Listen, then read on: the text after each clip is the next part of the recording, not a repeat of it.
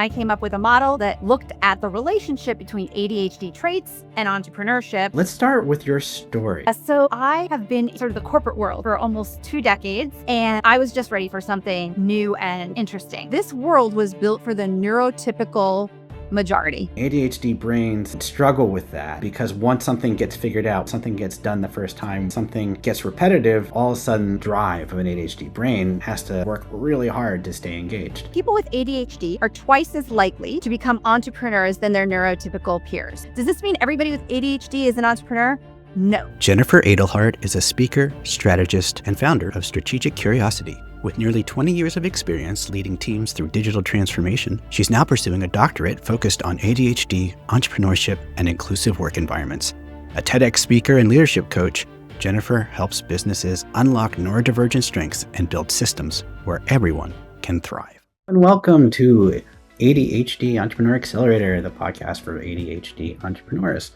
And today I am super excited because I'm doing my first ever interview for the podcast, and I am delighted to be welcoming Jennifer Adelhardt, who I've gotten to know this year and has just been amazing to get to know, and I'm excited to get to know and learn from her as well. So I'm gonna introduce Jen, talk through her bio, and then we'll welcome her. And I think one of the things that I think is really important in the world of ADHD and entrepreneurship is there's so many myths and so many kind of misunderstandings and different studies and data.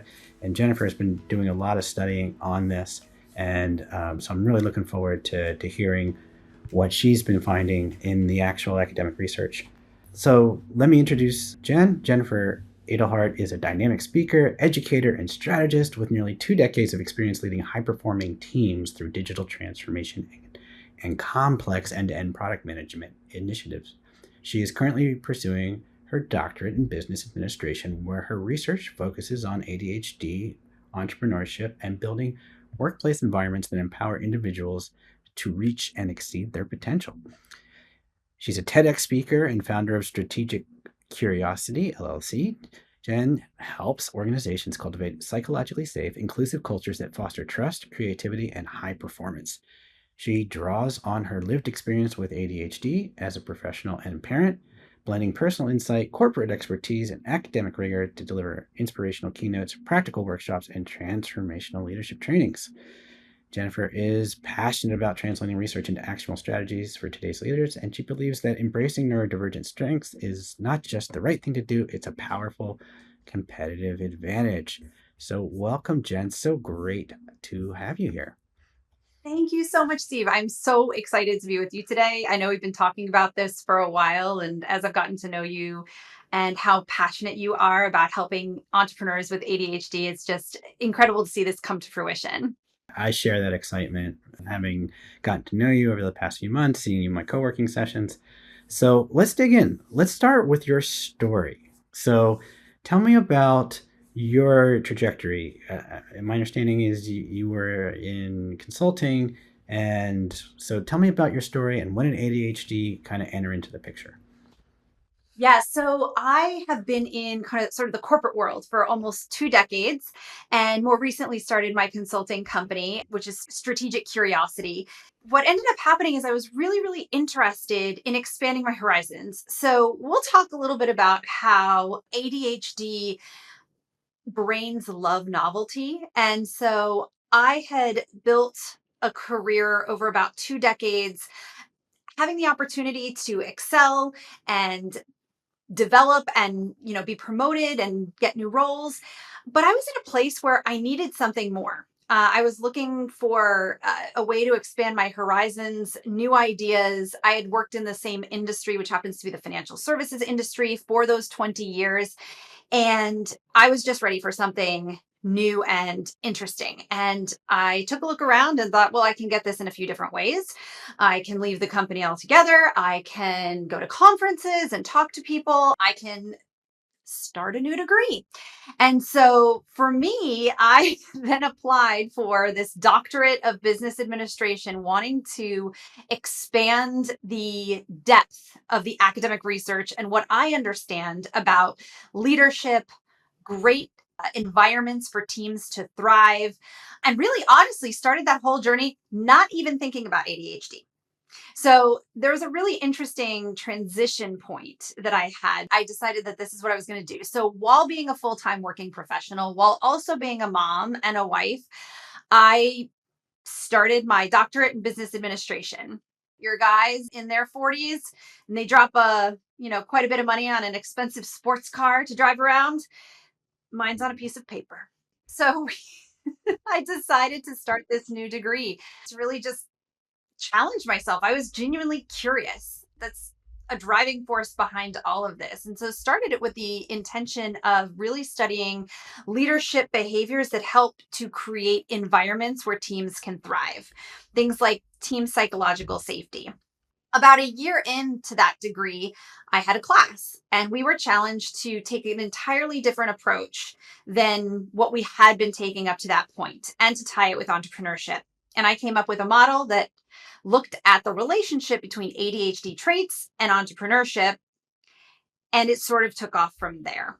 Apparently, I lit up when talking about this during that, and really just had this incredible aha moment of this is what I think I need to do. I need to go and study this and see how we can create environments where ADHD entrepreneurs can really thrive. What are things that impact that relationship in positive or negative ways so that we can better understand that? And so that's sort of how I got there. But my own late in life diagnosis is drove me to even look into and study that. And my kid has ADHD. So those are some of the things that made me think about and honestly start to transition into more of this academic space and consulting space to help other teams, individuals, and especially companies and leaders within those companies understand how to create environments where their teams can really thrive, neurodivergent and neurotypical alike. Amazing. I love that journey for you. So as you've kind of dug in and you have a lived experience as someone with ADHD, and now you're studying it in the context of entrepreneurship and business. So how has your understanding of ADHD changed? And has it changed your approach? What's really interesting is when we have our own lived experiences, we're a sample size of one. I know what I experience, you know what you experience. And we may have things that we have figured out and discovered and understood for ourselves individually that help us, or maybe we haven't figured something like that out. When we dive into the academic literature base, we no longer have a sample size of one. Now we're looking at trends. Now we're looking at larger swaths of people, and we can start to get more information from that. And I thought that it was really interesting in taking a look at that. It made me really think differently about not just how I view something, but where can I go for deeper learning and the facts? And how does that apply to someone else? So for me, I have been able to find different ways, different things to try. And it's also empowered me to reach out and expand my network into places I didn't even think about to begin with. And then when I do that, I equip my own toolkit and I like to help other people equip theirs as well. And one of the best ways I've found to do that is by sharing information. One, it helps people who identify as neurodivergent or having ADHD or other neurodivergent diagnoses to say, hey, I'm not alone, and maybe I want to try that thing. And it helps people who perhaps are not familiar with neurodivergencies or ADHD become less fearful of it, more curious, maybe learn something new that maybe we didn't think about before in all of this. Really creates these cool aha moments for people. My own understanding of ADHD has evolved greatly, especially since my child was diagnosed, because as a parent, I want to dive in and make sure I can do everything I can to create an environment where my kid can thrive. And then with my own diagnosis, it was okay, well, I've been successful so far. So what does that mean? Very strange moment. It was a bit of an aha moment, but also a wait, but I've been successful. And that doesn't mean that I'm not me, right? But I've been successful because I figured out the tools to help me mitigate some of the risks I have with the things I'm not as great at, with those, for me, working memory type of things.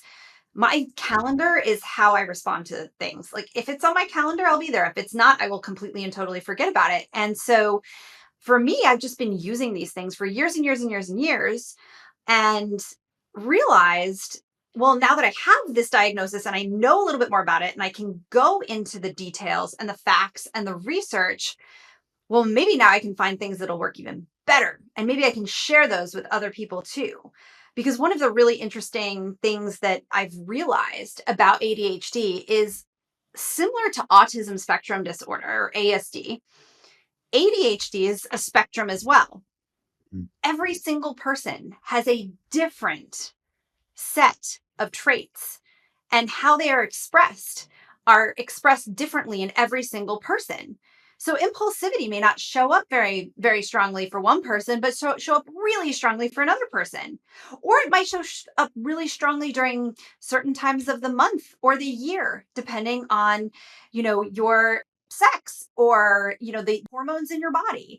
So there were all of these different nuances that I finally came to realize, and it helped me better understand myself and create better tools for me to continue to thrive and hopefully not be as frustrated or spend as much time on those things that I feel like I really shouldn't be, so that I can use the things or that I can actually use that brain power for the things that I'm really strong at. Let's talk about the research and the literature that you've dug into. So there's a lot of stats going around saying, hey, people with ADHD are like 500% more likely to be entrepreneurs or start a business. And some of those are comparing general pop incidents to entrepreneurial, incidents. So there's two levels to this question. Is one, what are you actually seeing? Are those studies, consistent with what you're seeing? And then, one of the things that is left on the table or left unsaid is, and a question I always get is, okay, it might make you more likely to be an entrepreneur. What does it do for your chances of success? That is a great and very complex question. We'll just start with that, right? There are a lot of nuances that come with entrepreneurship, first and foremost. Now, I've heard that stat of the 500% more likely. Here's my 2 cents. First and foremost, for anybody listening to this, please check your sources. Ask where the information comes from. Ask what studies it comes from. Did it come from a peer-reviewed journal, or did it come from someone on TikTok who wants to make a generalization? I have read that stat. It would be great if I could actually find where that 500% came from. But the one that I am more familiar with and that I can back up with academic research by Lerner et al. Is that people with ADHD are twice as likely to become entrepreneurs than their neurotypical peers. There's empirical research that shows that this is the case. Does this mean everybody with ADHD is an entrepreneur? No. Does this mean all entrepreneurs have ADHD? No. But it means that you are statistically far more likely to go into entrepreneurship if you have ADHD than if you do not have ADHD. Now, that starts to make a lot of sense when we think about what is needed for entrepreneurial venturing and what type of traits show up in a population of people with ADHD. We think about that, things like risk taking. People with ADHD have a higher propensity for risk taking. Impulsivity. People with ADHD are, especially people with the hyperactive impulsive type of ADHD, because let's acknowledge that there are more than one type of ADHD, but specifically the impulsivity piece, it's been shown in the research that this can advantageous for someone to make a quick decision, an impulsive and intuitive decision about a potential opportunity in the marketplace. And now pair that with the fact that our ADHD brains love novelty seeking. That's where we get a lot of our dopamine hits, like new, interesting things. And it's no wonder that twice as many people, or I should say, people with ADHD are twice as likely to start a business as their neurotypical peers. It's just really, really well aligned with what we're seeing are some of the behaviors for entrepreneurs. So I love that you're asking the question about what does the research show? And, we've heard some of these statistics. And so I like to really just dive in there. And so that's one of the studies that I'm particularly interested in. Yes, we have it is people with ADHD are more likely to become entrepreneurs than their neurotypical peers.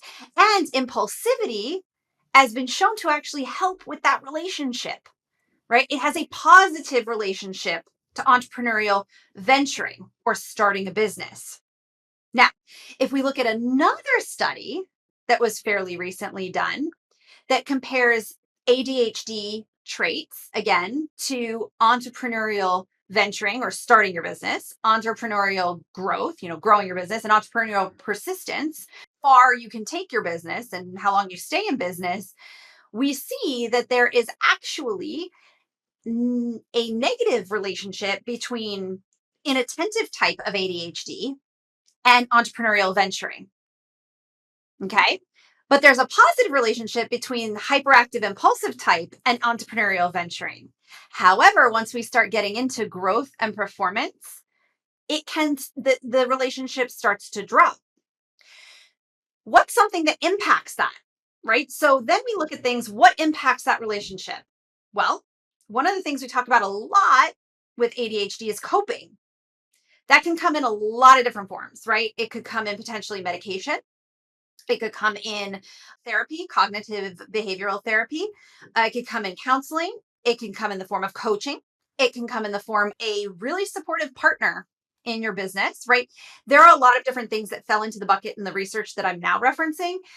But what we see is that those coping mechanisms help the relationship with between your ADHD traits and the business's ability to grow and succeed in the longer term.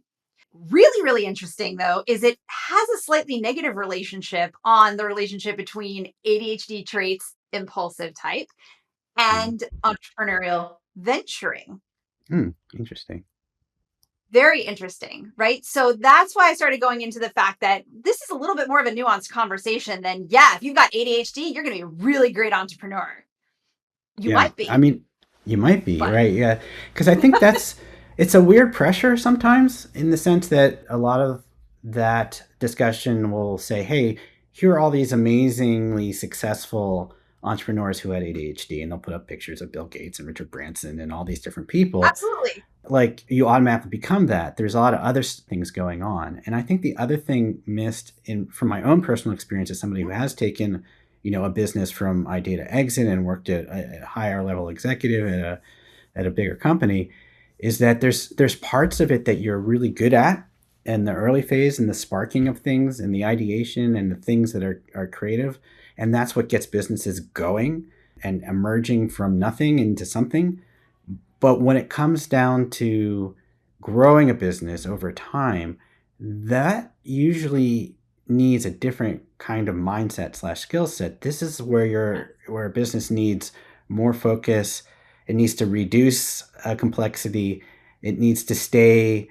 It almost becomes more of a methodical, incremental, over time way of improving and growing the business. And ADHD brains often struggle with that because Yes. once something gets figured out, once something gets done the first time, once something gets repetitive, all of a sudden the interest-based drive of an ADHD brain has to work really hard to stay engaged. And we'll find different ways to engage that maybe, in my own experience, in my own business, like, yeah, I would come up, my problem-solving technique was, oh, there's a challenge, I'll come up with some amazing new idea to solve it, when really we just had to figure out why the thing wasn't working and just do it better. And Right. that Exactly. is the dynamic, kind of the paradox. You're absolutely right. And I love that you said the paradox, right? Because ADHD is a world of paradoxes, right? Our brain needs structure, but we don't want to touch it with a 10-foot pole, Mm, right? And on some absolutely. days, there are just so many different paradoxes with ADHD. Like you were saying, you can come up with all these amazing ideas, right? But it might be a little bit fleeting if you allow that to be. And I don't even say allow that, like we have all this control over it. But with tools and with practice on a number of different things, we can improve on some things. And then my other thing is, we're not good at everything. No one human being is great at everything. And that is the power of teams. That is the power of partnerships. And that is the power of delegation. No one human is great at everything.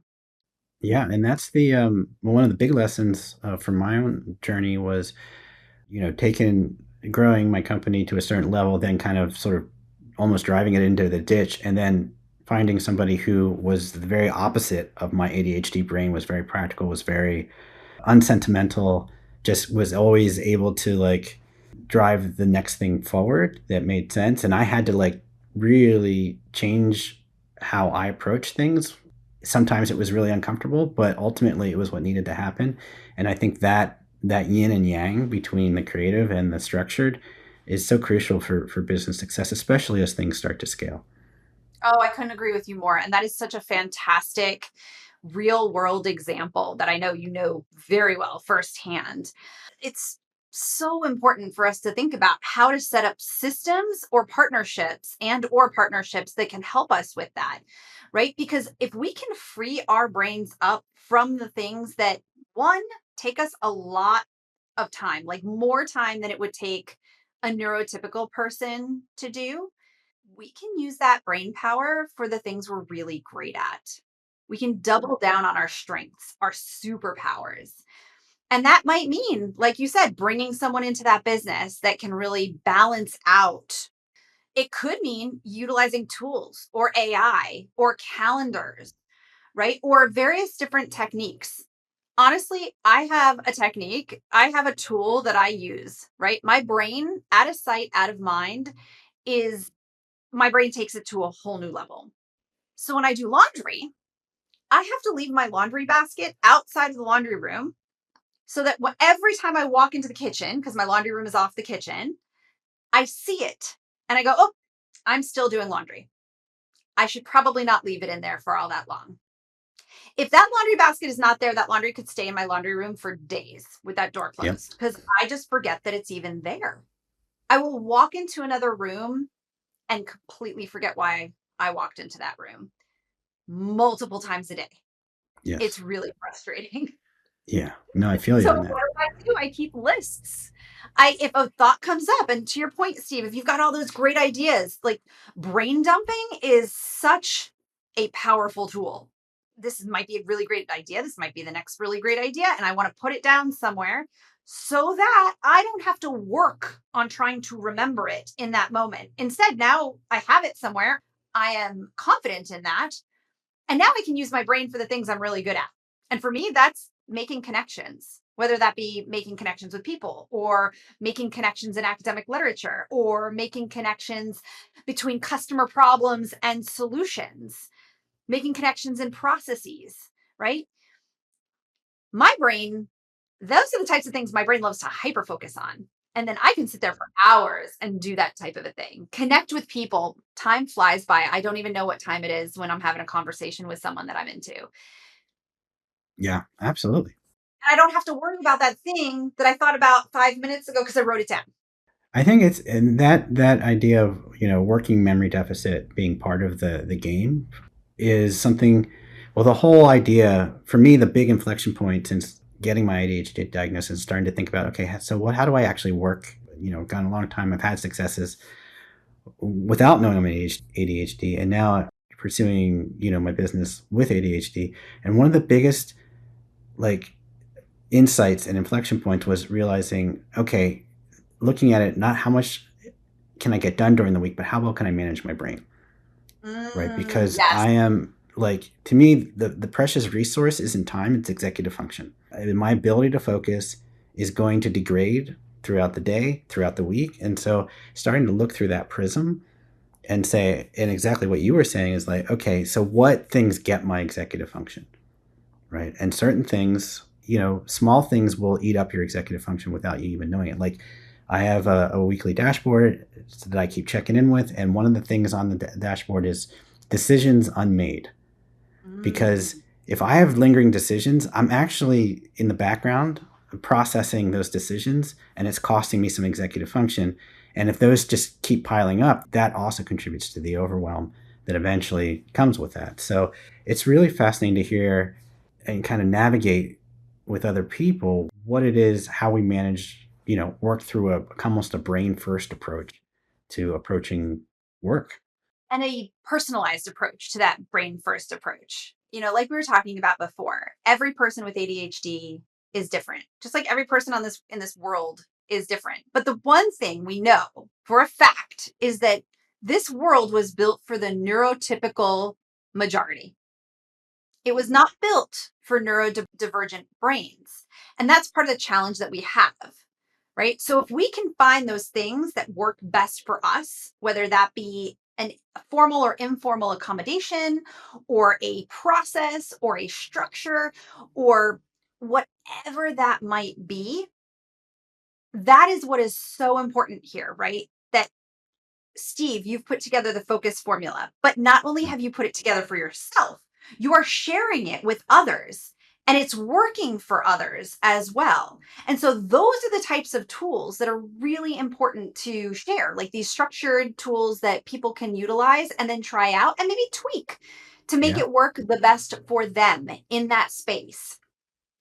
And tweak and tweak and tweak, right? And that's how we find the things that work for us. We try something new. Luckily, our brains love novelty because those You're right. things that I've found work for me sometimes stop working for me. That's Yeah. a lot of fun.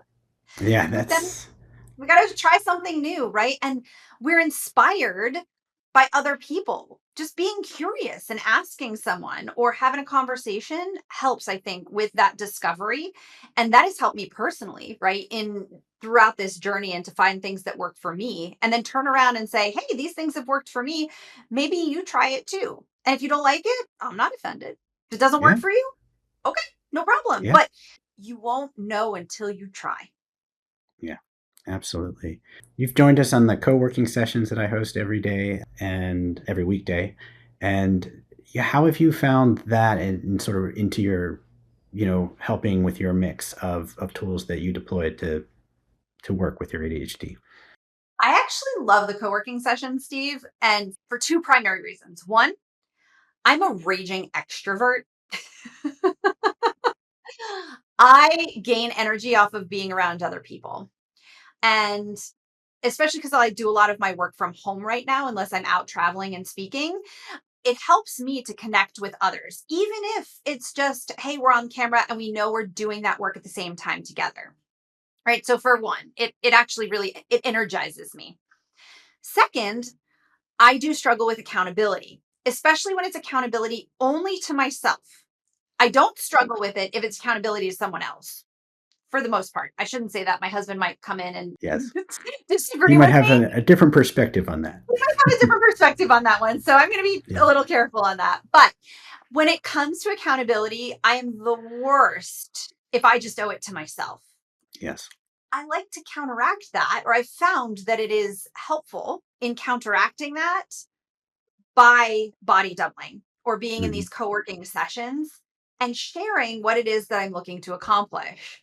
Because then there is a level of accountability. If we get back on in another 25 minutes and do a check-in and I haven't done anything because I've doom scrolled on my cell phone, but if I just pull out my timer, right? I have timers, by the way, on my desk. If I just pull out my timer and I say, okay, well, I'm going to do this in the next X number of minutes, that's not as good as sharing it with someone else, but helps as well. But if I don't have any of those and I'm like, yeah, I think I want to get this accomplished, or, I'm going to try doing this, squirrel, it doesn't work.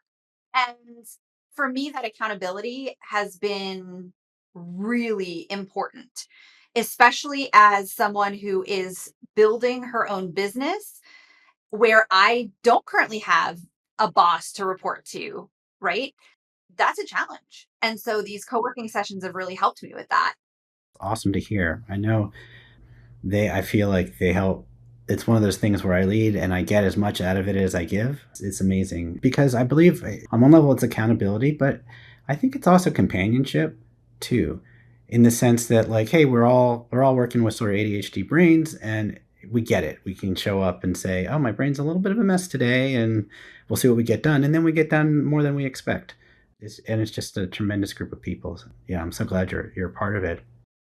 Oh, and I'm so grateful to be a part of it. And by the way, Steve, I completely lifted your idea too about this because in my doctorate of business administration cohort, I've put on the calendar a multi-hour writing session, like co-working session.